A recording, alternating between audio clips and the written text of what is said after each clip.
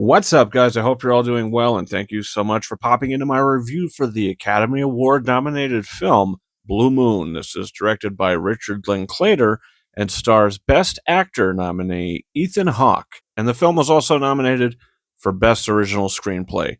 And as you see the movie, it says that it's based off of letters that were written to each other from the Margaret Qualley character and Ethan Hawke's character. I didn't have too much information on the film going into it. I know it was released in theaters a few months ago, and I missed it. Dummy I am to have missed this movie because Ethan Hawke got himself his first lead actor nomination. And I think that that's really special. And after seeing the film, do I think it's earned? Yes, I do. Ethan Hawke is excellent in this movie. This might just be his best performance. And this is also Richard Linklater's best movie in over 10 years. I liked this film more than Hitman. I don't think it's as good as Boyhood, but I think it's his best film since Boyhood. That movie is so special. It's one of my favorite films of all time. This is Blue Moon. It's about this lyricist who's kind of had a falling out with the guy who he did his musicals with and the person who did the scores for all of those musicals. Well, he just put out the best one that he's ever done. And he didn't, for the first time in his career, work with the Ethan Hawke character. So he's obviously feeling a certain type of way, even though he's got ideas to work with him in the future. This guy is totally washed up. This film has hints of Birdman, which I really liked, but it takes place really in just this bar that extends in kind of after party that they're going to after the big show. The film really is a showcase of Ethan Hawke's acting. He's just, I've already said it, he's phenomenal in this movie. He's got so much dialogue.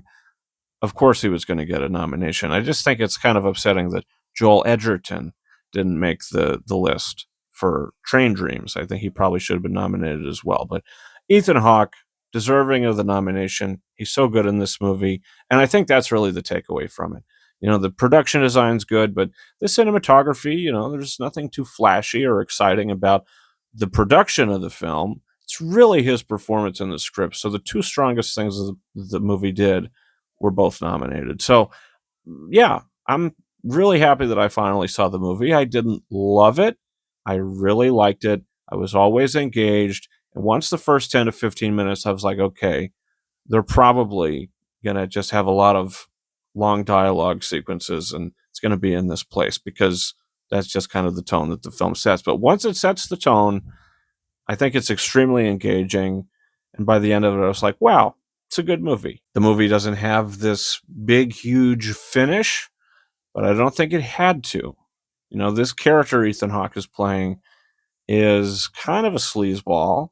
He's got a good heart, and it's just kind of a masterful character study. And I really like the Margaret Qualley storyline. You know, he's pursuing this girl that's 20 years younger than him, thinks that they're madly in love with each other, but really, I mean, this guy's fantasies or his love for this girl, he touches her shoulder, that's all he needs. And he can't wait to be able to do what he wants to do with her. I don't know. You'll have to see the film, but it's really well written. It's a solid movie. I don't think I quite loved it, but I really enjoyed Blue Moon, and I'm giving it a strong 4 out of 5 stars. I think it's a solid film. Like I said, Linklater's best film in over 10 years. And that's it.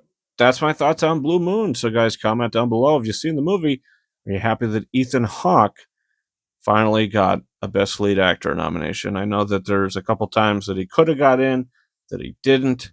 That first Reformed movie, I believe it was called, I haven't seen it, but I have heard great things about his performance in that film. And I think Ethan Hawke is just having some kind of renaissance right now because his performance in the Black Phone movies and him as the grabber, you know, I just think really worked. Don't forget to hit that subscribe button, come on back to the channel, and check out my review, continuing my Steven Spielberg movie review series. This time it's 2011's The Adventures of Tintin, his first and only animated feature film. You guys, you can follow me on Twitter and or X at RyanKing72 and Instagram at KingArises131. That's been it for me. Thank you so much for watching my review for Blue Moon.